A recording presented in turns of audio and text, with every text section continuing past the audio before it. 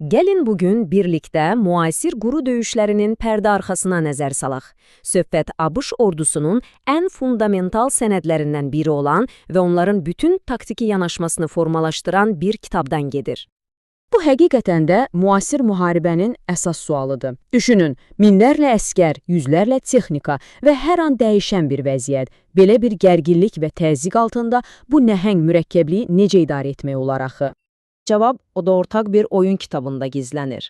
Elə bir kitab ki, hər bir komandir və hər bir əskər onun dilini başa düşür. Bu, sahə təlimatı 3.90-dır. Sadəcə bir sənəd yox, ABŞ ordusunun döyüş meydanındakı strateji planıdır. Bugün biz bu kitabı 4 əsas hissəyə ayırıb incələyəcəyik. Əvvəlcə hücum taktikalarına, sonra müdafiə strategiyalarına baxacağıq, daha sonra hər ikisini bir-birinə bağlayan o görünməz qaydaları anlamağa çalışacağıq və sonda bunun niyə sadəcə bir təlimatdan daha çox şey olduğunu müzakirə edəcəyik. Yaxşı, gəlin başlayaq. Hər şey təşəbbüsü ələ almaqla başlayır. Hücum bölməsi döyüşün gedişatını və sürətini təyin etmək üçün proaktiv, yəni qabaqlayıcı addımlara fokuslanır. Bəs təlimata görə hücum əslində nə deməkdir? Bu, sadəcə irəli atılıb atəş açmaq deyil. Bu, çox konkret məqsədlərə çatmaq üçün hazırlanmış mürəkkəb bir əməliyyatdır. Əsl hədəfi isə fiziki yox, psixolojidir.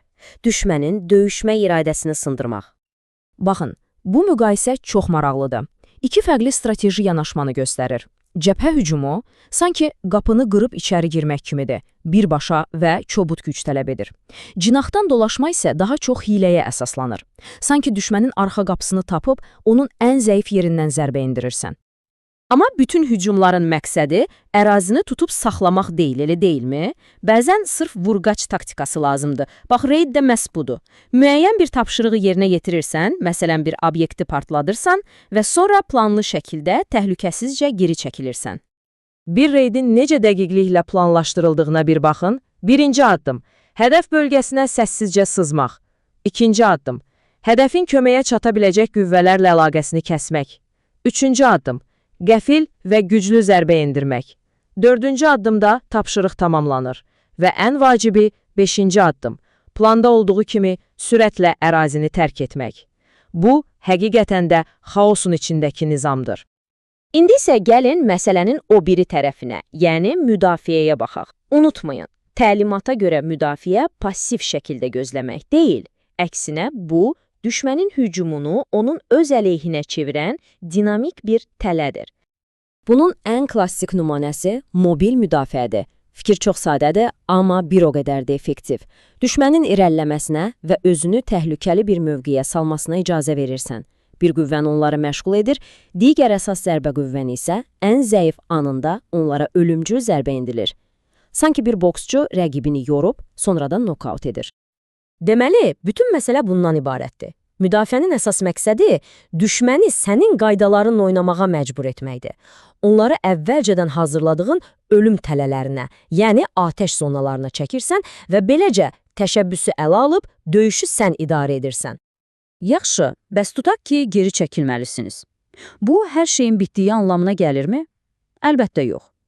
Hətta geri çəkilərkən belə döyüşü formalaşdırmaq olar. İnkar əməliyyatları məhz bunun üçündür. Düşmənin işinə yaraya biləcək hər şeyi, körpüləri, yanacaq anbarlarını, hətta su mənbələrini yararsız hala salaraq onun sürətini kəsirsən. Beləliklə, həm hücumu, həm də müdafiəni gördük. İndi isə gəlin bu iki əməliyyatı bir-birinə bağlayan o görünməz qaydalara, başqa sözlə desək, taktiki dilin qrammatikasına keçək. Döyüş meydanında minlərlə insanın bir-birinə mane olmadan, xaos yaratmadan hərəkət etməsini necə təmin etmək olar? Cavab, nəzarət tədbirləridir. Bunları döyüş meydanının yol hərəkəti qaydaları kimi düşünə bilərsiniz. Kimin harada olmalı olduğunu, kimin hansı istiqamətə atəş aça biləcəyini müəyyən edir. Və bu yol hərəkəti qaydaları həyati əhəmiyyət daşıyır. Onlar təkcə dost atəşi kimi dəhşətli səhvlərin qarşısını almır, həm də hər bir bölmənin ümumi plan daxilində sərbəst, amma nizam-intizamlı hərəkət etməsinə şərait yaradır. Eyni ilə böyük bir orkestri idarə etmək kimi. Gəlin bunu daha aydın başa düşmək üçün konkret bir nümunəyə baxaq. Atlamalı örtük. Gözünüzün qabağına gətirin. Bir qrup irəli qaçır, o biri qrupu isə onları qorumaq üçün düşmənə atəş açır. Sonra isə rollar dəyişir. Bu sadə, amma effektiv texnika qüvvələrin təhlükəli ərazidən minimum itki ilə keçməsini təmin edir. Bəs planlar pozulsa, bir bölmə qəfildən düşmənlə üz-üzə gəlsə nə olur? Bunun üçün də hazır bir prosedur var. Təmas zamanı hərəkətlər. Bu, panikaya düşmədən vəziyyəti soyuqqanlı şəkildə qiymətləndirmək və ən doğru qərarı vermək üçün hazırlanmış addım-addım bir təlimatdır. Liderlərə təzyiq altında düşünmək üçün bir yol xəritəsi verir. Bütün bunları yekunlaşdırarkən, gəlin əsas məsələyə qaydaq. Bu təlimatın əsl məqsədi nədir? Bu, hər vəziyyət üçün dəyişməz qaydalar toplusu deyil, əsla. Elə təlimatın özündəki bu cümlə əslində hər şeyi mükəmməl izah edir. Səlahiyyətlidir. Çünki illərlə döyüş meydanında sınanmış prinsiplərə əsaslanır. Amma göstəriş xarakterli deyil. Çünki hər bir döyüş fərqlidir və komandirlərdən çeviklik, mühakimə və uyğunlaşma tələb edir. Yəni, yekun olaraq nə deyə bilərik? Bu oyun kitabı bacarıqlı komandirlər üçün bir alətdir. Onların təfəkkürünü əvəz edən bir şey deyil. Bu sənəd onlara nə düşünməli olduqlarını yox, necə düşünməli olduqlarını öyrədir. Alətləri verir, amma sənət əsərini yaratmağı onların öz öhdəsinə buraxır.